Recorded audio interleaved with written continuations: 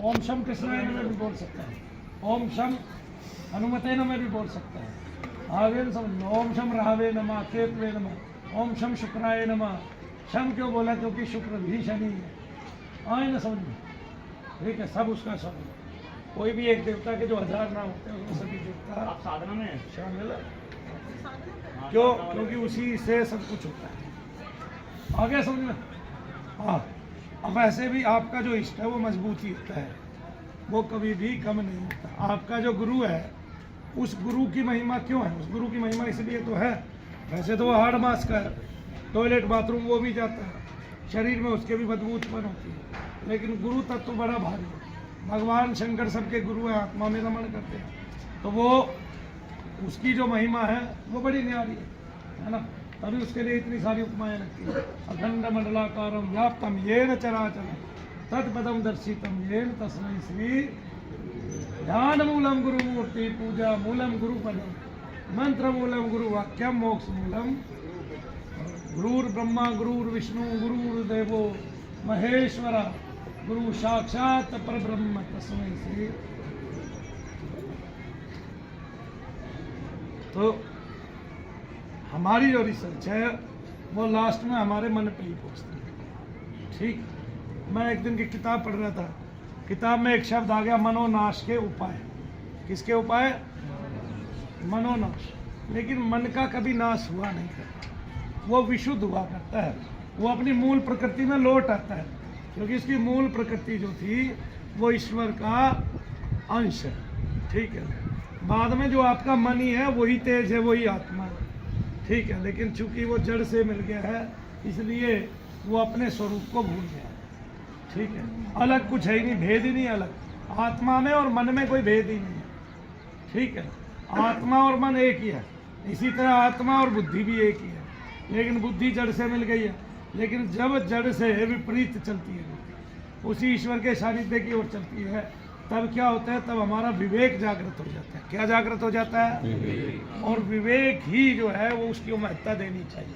अपने विवेक को महत्ता दोगे तो मूल प्रकृति को पा जाओगे, अपने विवेक को महत्ता देगो तो ईश्वर को प्राप्त करोगे। और विवेक क्या है? विवेक ये है कि संसार में एक ईश्वर के स्वयं कुछ नहीं है दूसरा, सब उसी का अंश विरासता है सब में, और उसी का तेज विरासता है। इसलिए लोग कहते हैं कि हमें आत्मा का दर्शन क्यों नहीं होता। आत्मा थोड़ा ही ना कह रही है कि मेरा दर्शन मत करो, हम मानते ही नहीं। हम अपने आप को जब शरीर मान लेंगे तो आत्मा का दर्शन कहाँ से होगा। लेकिन जब हम अपने आप को आत्मा ही मानेंगे, मैं शरीर नहीं हूँ तो आत्मा हूँ, ये सर्वदा तय हो। वैसे भी आपके अंदर आप शरीर नहीं है, ये बात कैसे सिद्ध होती है? क्योंकि जब आप सो जाते हैं कोई आपका नाम लेके पुकारता है तो नाम को कोई और ग्रहण करता है। कौन ग्रहण करता है? आपका चैतन्य नाम को ग्रहण कर लेता है, वरना तो शरीर सोने के बाद कभी उठता ही नहीं है जब शरीर सो जाता है। तो इसका मतलब कोई और था जो नाम से बोलता था, और जब आप सो गए तब वो नाम से बोलता था। इतना तो सबको ही पता चलता होगा कि भाई मैं सोया हुआ हूँ, किसी ने नाम ले दिया। ठीक है कि नहीं भाई? मैं सोया हुआ हूँ, किसी ने नाम ले दिया, शरीर तो सोया हुआ है, फिर जागृत कैसे हो गया? तो नामी की आवाज़ किसने सुनी? वो नामी कौन था अंदर जिसने आवाज़ सुनी? तो वो कौन है?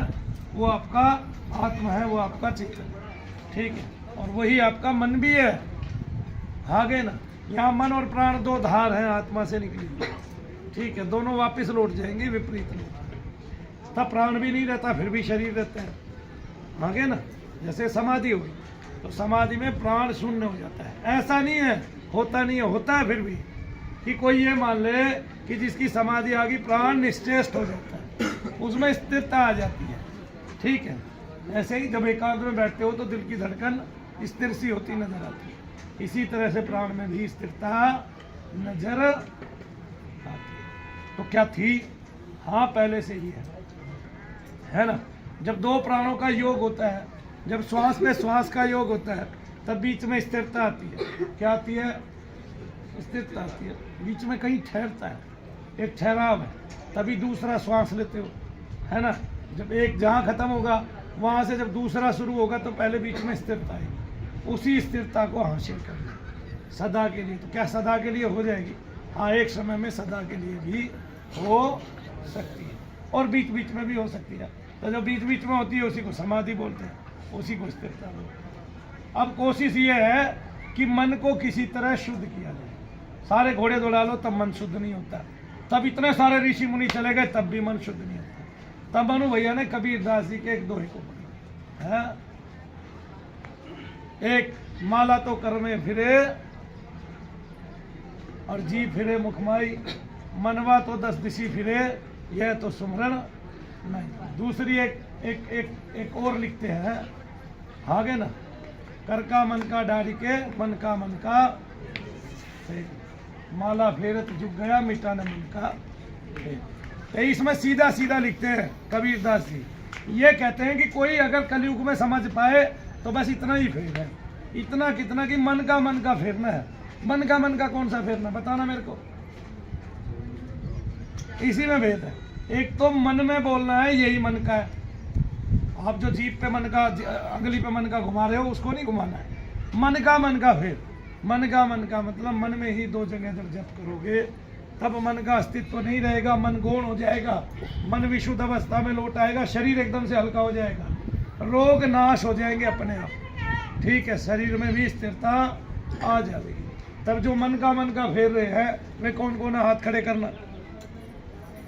तो अब जो जप करते हो मन में और पहले जो जप करते हो अंतर नहीं नजर आता, बताना जरा।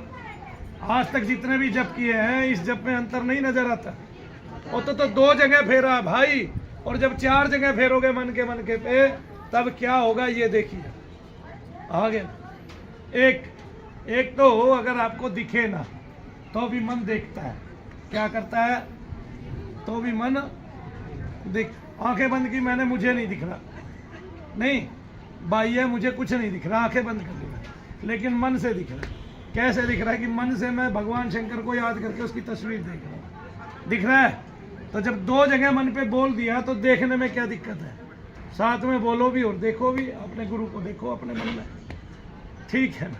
अब बोलोगे भी और देखोगे भी, तब क्या होगा, तब 1 जगह और आ गए आप, तब 3 जगह मन हो गया और 1 जगह आपका आसन हो गया।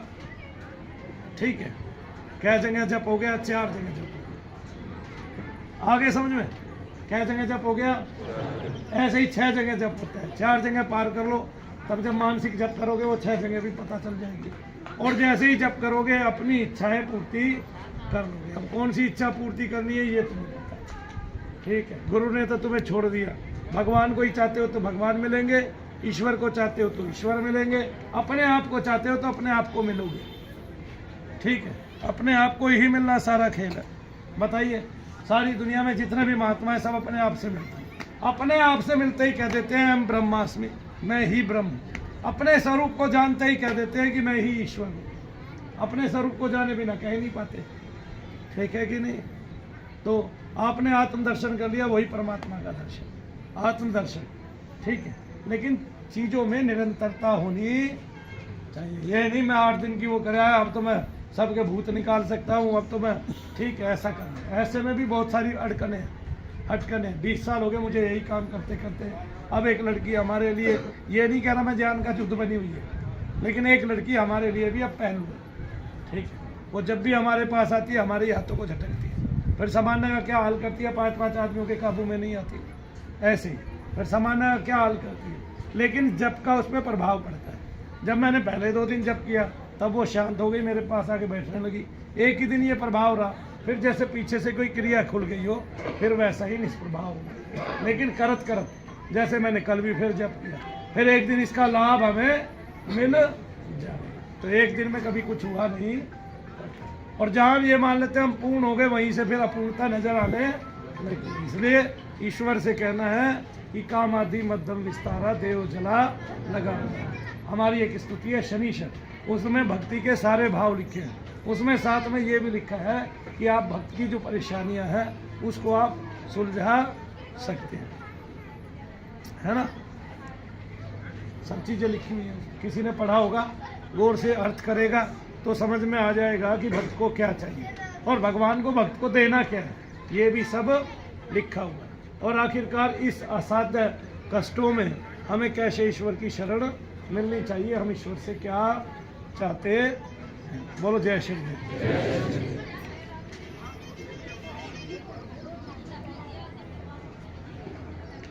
चाय पी लो भाई।